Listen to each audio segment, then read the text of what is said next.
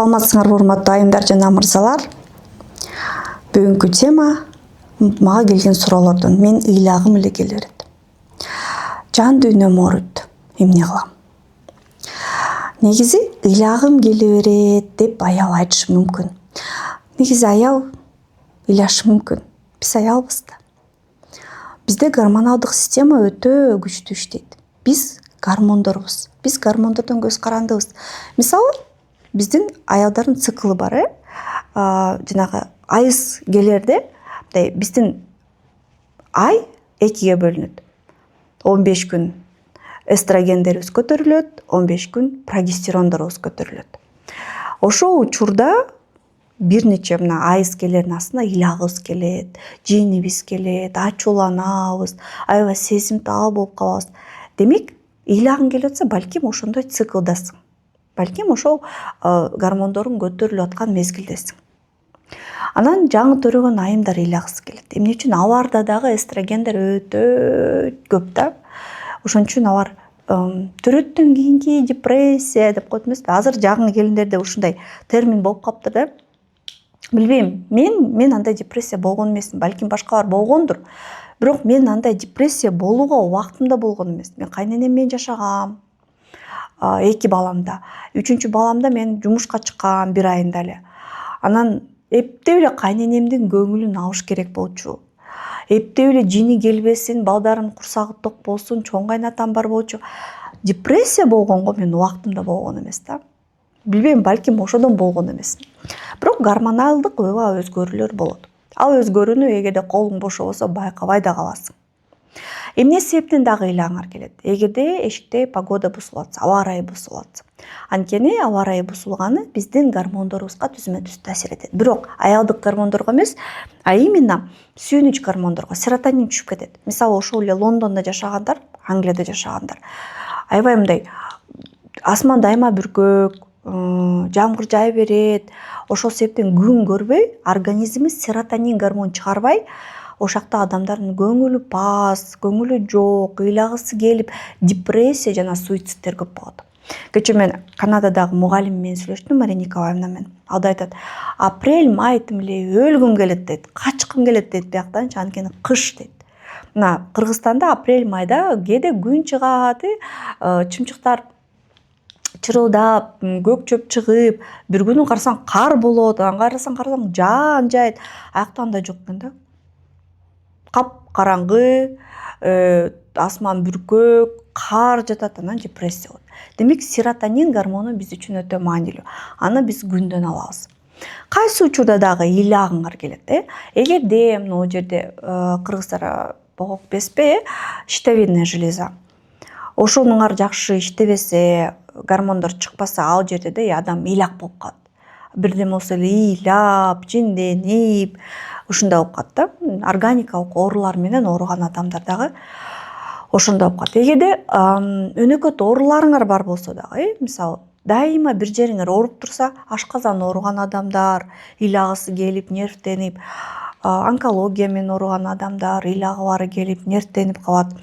Дайыма бир жериңер ооруса, нерв аябай жука болуп калат, сезимтал болуп каласыңар. Бирдеме болсо эле ыйлагыңар келип, кычырыгыңар келип, то жиниңер келет, то шорголойсуңар, ушундай болуп калат.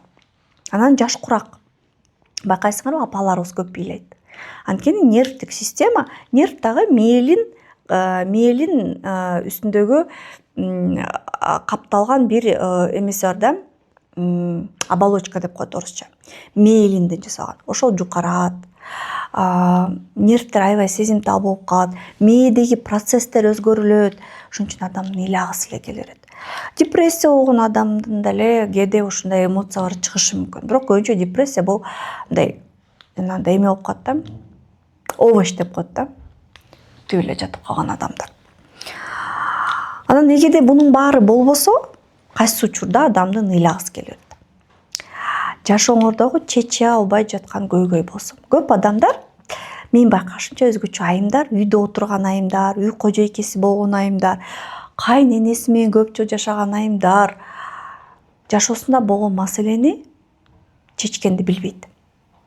Мисалы, мен азыр бизнес куруп атам. Мен косметика сатып атам. Мен Кыргызстанда алгачкы брендти чыгарып атам. Мен күнүгө миллион проблема чечем. Вот кыздар келет, биягы мындай болуп атат, хорошо, биякты мындай кылгыла. А тиягы мындай болуп атпайбы, болбой атат. Хорошо, аны мындай кылгыла, аны мындай кылгыла, аны мындай кылгыла.